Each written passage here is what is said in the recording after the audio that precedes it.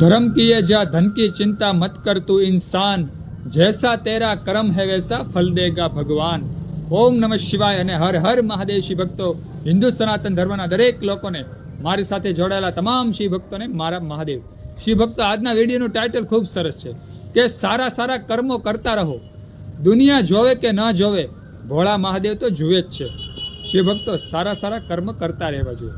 જ્યારે પણ આપણા જીવનમાં મોકો મળે ત્યારે સારું કર્મ કરી નાખવું, અને તેના બદલામાં ભગવાન શિવજી આપણને સુખોની પ્રાપ્તિ કરાવે જ છે। ભગવાન શિવજી જોવે જ છે કે ક્યાં માનવે કેવું કર્મ કર્યું, અને જ્યારે પણ આપણે જીવનમાં સારું કર્મ કરીએ છીએ ત્યારે ભગવાન ભોળાનાથ આપણી પર અમી દ્રષ્ટિ કરે છે, અને તેના બદલામાં ભલે આપણને માલ મિલકત ધન દોલત કદાચ ન મળે, ભાગ્યમાં ન હોય તો કદાચ આપણને માલ મિલકત ધન દોલત ન મળે, પણ તેનાથી પણ વિશેષ ભગવાન ભોળાનાથ આપણને આપી જ દે છે, આપણા ભાગ્યમાં લખી જ નાખે છે। તો જ્યારે પણ આપણા જીવનમાં મોકો મળે ત્યારે સારું સારું કર્મ કરતા રહેવું જોઈએ।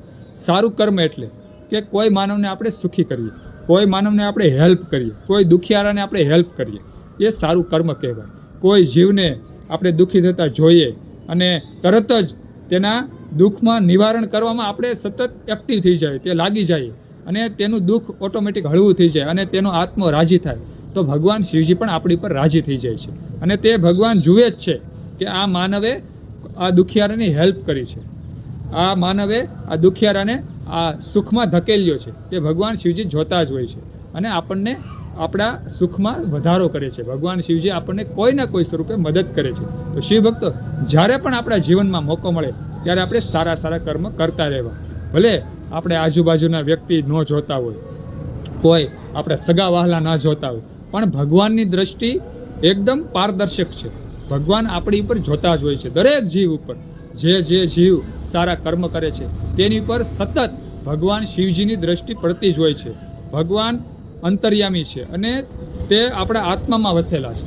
ઓટોમેટિક ભગવાન શિવજી આપણો સુખમાં વધારો કરે છે। જ્યારે જ્યારે આપણે સારા કર્મો કરીએ છીએ ત્યારે આપણા સુખમાં વધારો કરે છે, અને ભગવાન શિવજી તો એમ કહેવાય છે કે અર્થ ધ્યાન થઈને જોતા હોય છે। આપણને આજુબાજુમાં આપણને ખબર નથી હોતી કે ભગવાન શિવજી અહીંયા ઊભા છે, ભગવાન શિવજી અહીંયા ઊભા છે, પણ ભગવાન શિવજી કયા રૂપે, કયા કઈ રીતે, કયા ખૂણે ઊભા રહી અને આપણી ઉપર નજર દ્રષ્ટિ કરતા હોય તે આપણને ખબર નથી હોતી, કારણ કે આપણે આ કળિયુગમાં જન્મ અને મૃત્યુના ફેરામાં ફસાયેલા છે, એટલે આપણી દ્રષ્ટિ જોઈ નથી શકતી। પણ ભગવાન મહાદેવ તો અમર છે, નિરંજન નિરાકાર છે, તે નિરાકાર રૂપે કયા રૂપે આપણી પર દ્રષ્ટિ કરતા હોય તે આપણે જોઈ નથી શકતા। તો હંમેશા તમામ શિવ ભક્તોને મારે એટલું જ કહેવાનું કે જ્યારે પણ આપણા જીવનમાં મોકો મળે ત્યારે સારું સારું કર્મ કરતા રહેવું, દુનિયા જોવે કે ન જોવે પણ ભોળા મહાદેવ તો જોવે જ છે।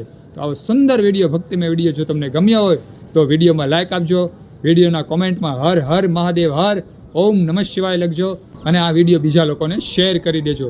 બધા શિવ ભક્તોને મારા હર હર મહાદેવ હર અને ઓમ નમઃ શિવાય।